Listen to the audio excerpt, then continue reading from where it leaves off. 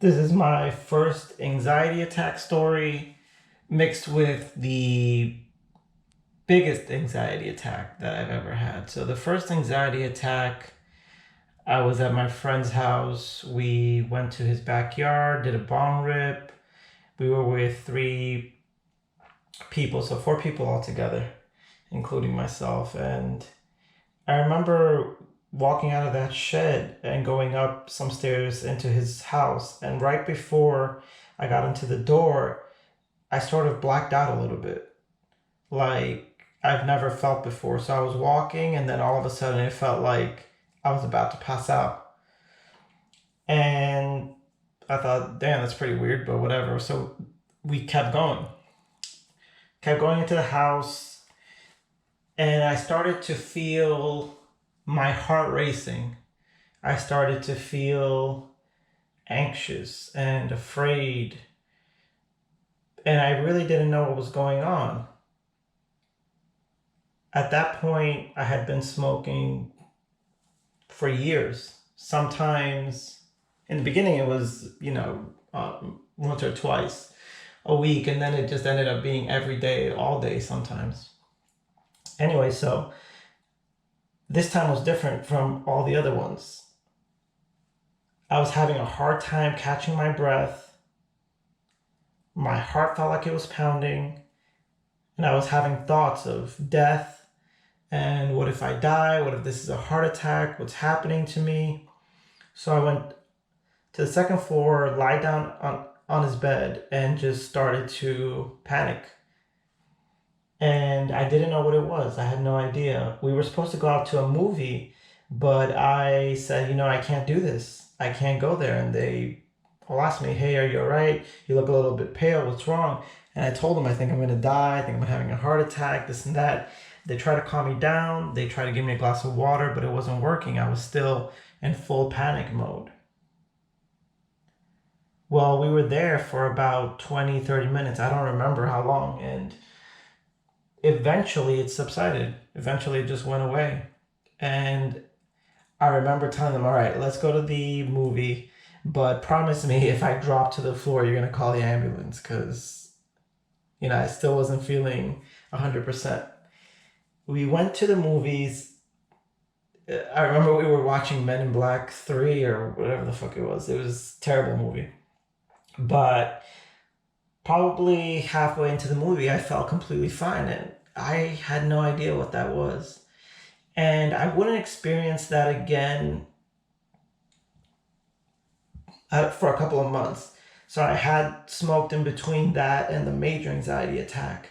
But that was the first one. I didn't know what it wasn't really sure what to make of it, still smoked, was okay, but now it came with a little bit of fear. And fast forward however many months, and me and my friend decided we're going to make brownies. We had tried them, and it was always hit or miss. Either they came out great, or it seemed like we messed up and they didn't work at all. So we had made them previously. The time before this one, they didn't work. I mean, we ate, some people ate the whole, a couple of brownies. It didn't work. So this time we made the brownies, and, blah, blah, blah. He leaves. I'm at my house in my room by myself. I eat a brownie, and then I feel like, last time they didn't really work. It's been 30 minutes, so I'm going to eat another one because, just to try to feel something. So I'm there on my computer, just sitting down, ate two brownies. We're about 40 minutes to an hour in, and I'm watching One Piece.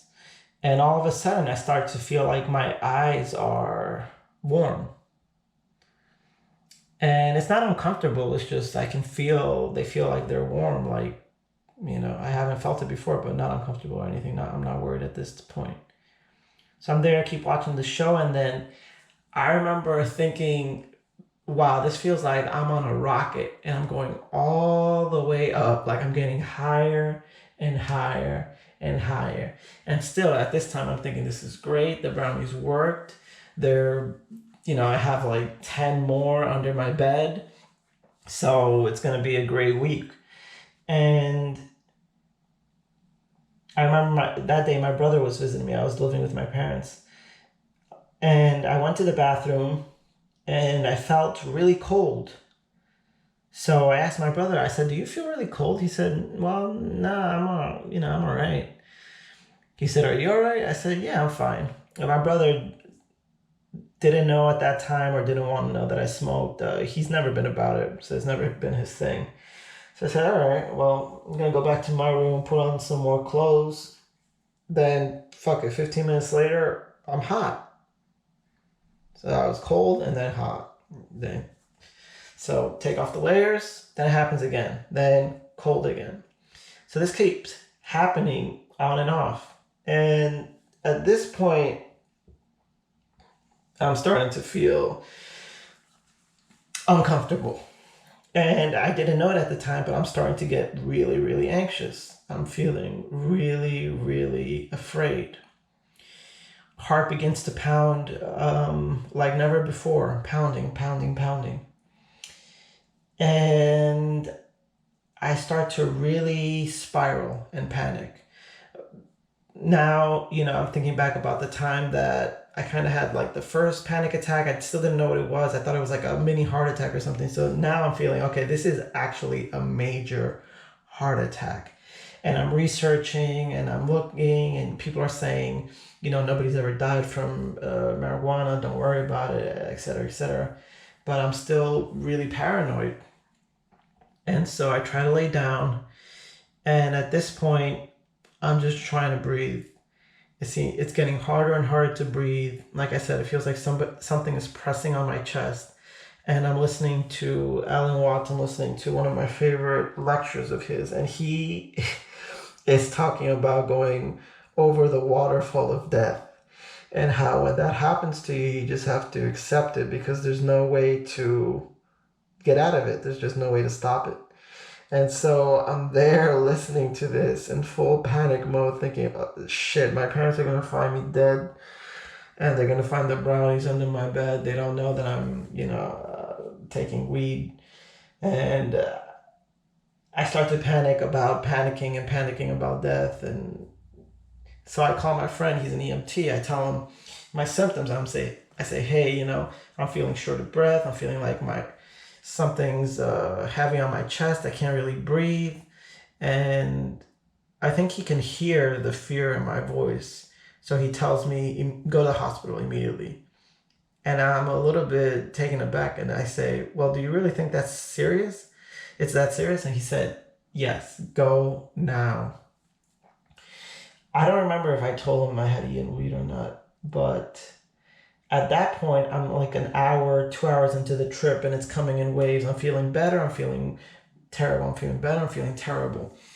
And I'm texting my friend and I'm telling him, like, hey, like, I really need you to come here and save me, basically. I'm calling everybody I know, ex-girlfriends, cousins, family, my friends, my brother's wife. I'm just calling everybody just to try to talk myself down from whatever's happening, trying to feel better about it. So eventually I say, okay, I'm going to go outside my room, tell my father I'm feeling terrible. And I guess he can see the panic in my eyes. So he says, okay, let's go for a walk. So we go for a walk. We get into his car. He said, I'll take you to the hospital if you want me to, but I think you're going to be fine. I think he probably knew what was going on. He just didn't want to say it straight out. But, like I said, I would feel better. And then all of a sudden, it just felt like something was pressing against my chest.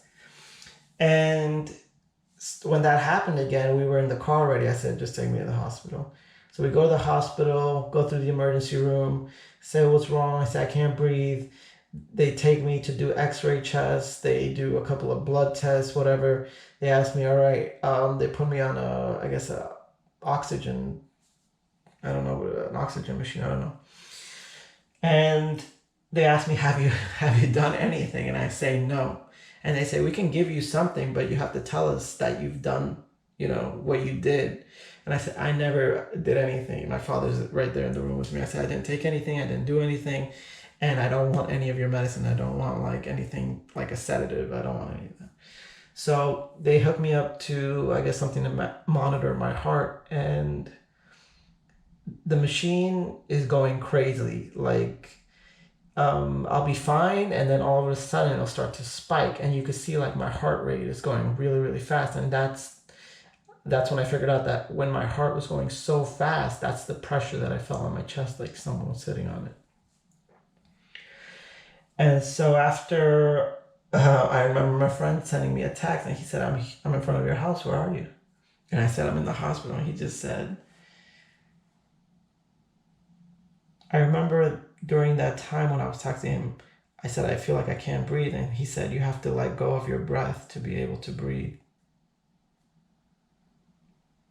And I just felt like that was the whole point. I was so wound up, so anxious, so tight. I was trying to hold in my breath that I didn't know that I needed to let go of it for it to come back. That panic attack frightened me so much. I don't remember when was the next time that I touched weed, but I did touch it again plenty of times after that. And I've had, I would say, at least 100, if not hundreds, of anxiety attacks, because I would smoke, not enough to get like a major one like that one. I've only had a couple of those, but to get at least close to there, and I've had various degrees of them. So for anybody with a panic attack that had a history of panic attacks,